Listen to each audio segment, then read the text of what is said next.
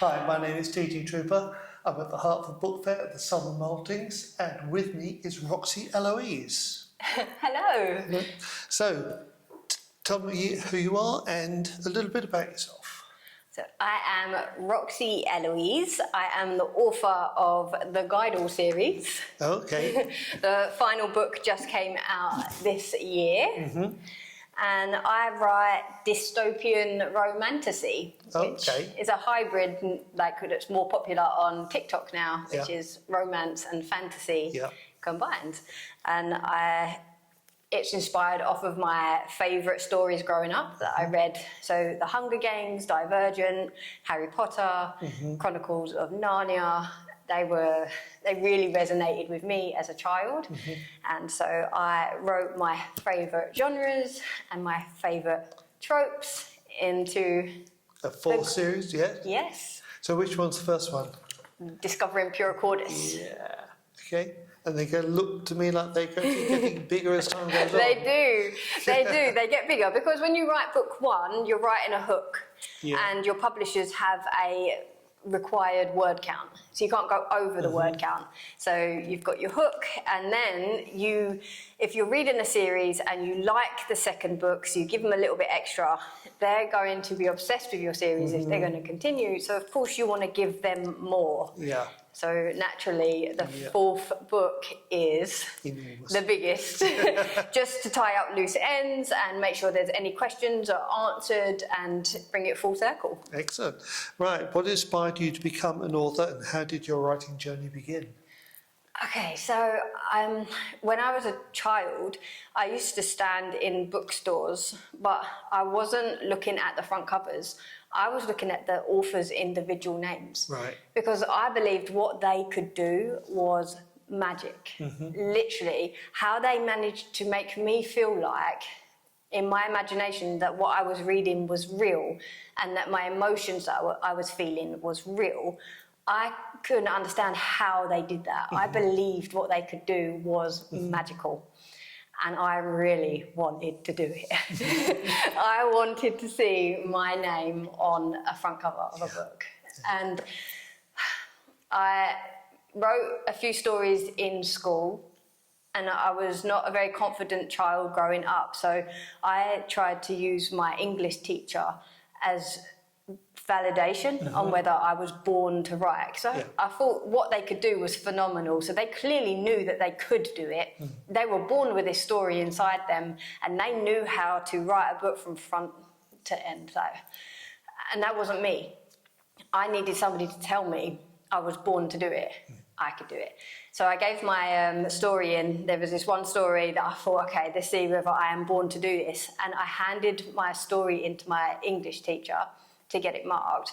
And when she gave it back to me, there was this one sentence that I thought, if I'm born to do this, this one sentence is going to decide my fate. And she had noticed my sentence, but she told me it was unrealistic. And it crushed my dreams. I believed that, I wasn't born to do it. So I didn't try until I was 28 years old. That's when I got given a book for my birthday. It's called You Are a Badass. And it basically said, if there's something that you want to do in your life, do it. Yeah. And the example that she was using in this book was writing a book. And she was breaking it down, and she was saying, don't overwhelm yourself with the whole book and all the chapters. Start with chapter 1. Just start. So I thought, you know what? I really have always wanted to be an author. I'm gonna just start. Let's see if I can do this. And so my writing, it started out as non-fiction because I didn't have a story. I was like, the only way to get better at writing is to write. So I started just writing non-fiction. But deep down inside me, I really wanted a story that was as big as my favourite stories growing up. I wanted a Hunger Games, a Chronicles of Narnia, a Harry Potter story in me. I just really wanted that type of story, but I didn't have it. So I started writing non-fiction. About 2 weeks into writing non-fiction, I had a dream. And the dream gave me the premise, That's right. the protagonist and the antagonist. came from my dream, and the title, the Guidal, came from the dream as well. I woke up in the morning, I was the Guidal in my dream, and I quickly scribbled down the Guidal. You know how quickly you can forget dialogue in dreams? 1 minute you remember when you first wake up and it's gone. I was like, the Guidal, I have to write it down. And there we are. There we are. Excellent. So we've done that. I can't answer the next question anyway. So how's your life changed since that first book? Crazy. So it is get really deep actually. So during my teenage years and my adulthood, I was heavily depressed and unfortunately suicidal. And I was so shy and an introvert. And then I started trying to change my life and just feel better, I guess. And what I found made me feel better was motivational videos. It didn't matter who the motivational speaker was, I just felt better when I was listening to them. They made me believe that I could do things and be better, and just whilst listening to them, I felt in a better place. So I just used to binge motivational videos. And as you can probably tell, I'm not that same person anymore. That's how my life has changed, because becoming an author gave me a purpose. And once I was lost in my little world and I wrote book 1, then you need to market your books. And that part I didn't really comprehend at the time of becoming an author. I just thought it was writing. But then you realise there's a whole different side to becoming an author. And so it forced me, so I'm an introvert, forced to become an extrovert. And I guess I've just kind of grown. I would definitely say I'm in the middle of the two camps now. I'm absolutely not depressed. I've gone way on the other end of the spectrum of that. I love my life and my purpose, and I literally couldn't stop. I could never stop becoming an author. Excellent. It's changed my life. So what emotional experience do you hope readers will walk away with? Emotional experience. Because it sounds like yours has been pretty emotional. It has, it really has. I wanted to write a story that resonated and inspired, and I wanted to provide the escapism that was provided to me growing up. That's what because being in the headspace I was in, my books were my escape. And they were so important to me, just as important as my motivational videos were before I became an author.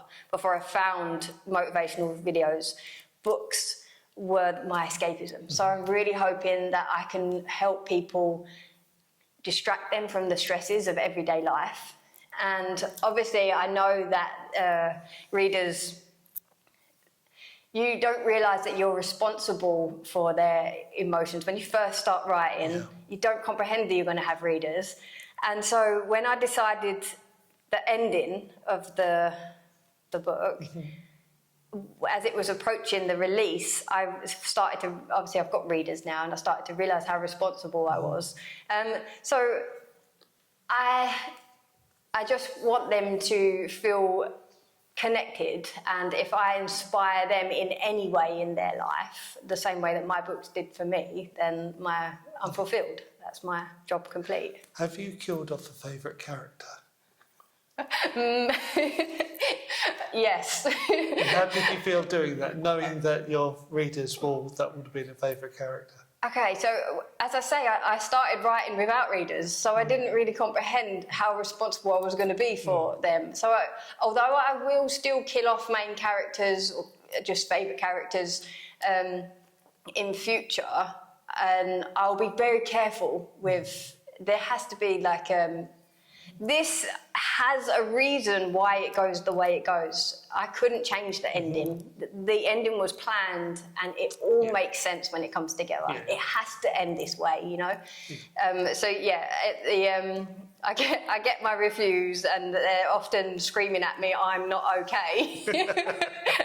So, but they're engrossed, and they know the way it ends, it had to be that way too, you know. So. All right. What's been the greatest moment of your writing career so far? The Greatest moment, because there's been so many. You know, when you actually you start writing. In it, I was following my dream, my absolute dream, what I always wanted to be, and I didn't believe I could do it. And then I unpacked my book opening, you know, my box. I opened my box for the first time and I pulled this out. We did film it, and I'm just crying like throughout the whole. It was such an emotional moment for me. I don't think you can top opening your first book that you have, the story that's lived in my mind for all those years. And so I started writing in 2018 and it got published in 2022.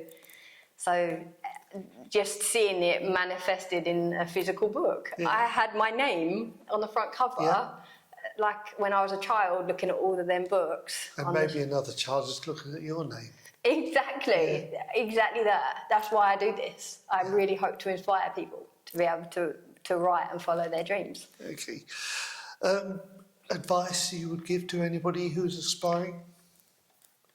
I've got a lot. There's an awful lot. So it depends on what, if it's like social media advice, follow my TikToks and my Instagram because I'm always giving advice on that. If you're actually writing a book, my advice would be to plot it properly. Yes, you can pants, you know, they say you're writing by the seat of your pants, pantsing.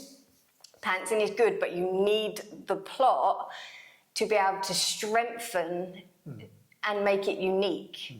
So when you're writing your first draft, write a rubbish draft. Write a draft that you would not let anyone read. Use your brackets to tell yourself, describe her hair, or describe the character's clothes. Don't go into too much detail. If the information is not relevant to the story, don't write it in your first draft. Tell yourself the story from start to finish, and that alone gives motivation. When you finish your completed story and you can see it, that in itself will motivate you to finish it. But what I find new writers do is they want to perfect every single sentence like it's a published book. They think that's how we started. They think that our published books started sentence by sentence that way, but that's not true. You edit it like crazy afterwards. So my advice would be to write a rubbish draft that nobody reads, and then that's when the process really starts and you flesh it out and it starts to look like this. Yeah, excellent. So where can readers buy your books? So they can buy signed copies on my website, roxyeloise.com. That is where I try and encourage readers because it supports me more if you buy it from my website. But they are available on most bookstores online and Amazon, and they're available on KU. So if you've got Kindle Unlimited, you can read for free. Okay, and there will be links in the description. So, Roxy Eloise, thank you very much. Thank you. It's been, amazing.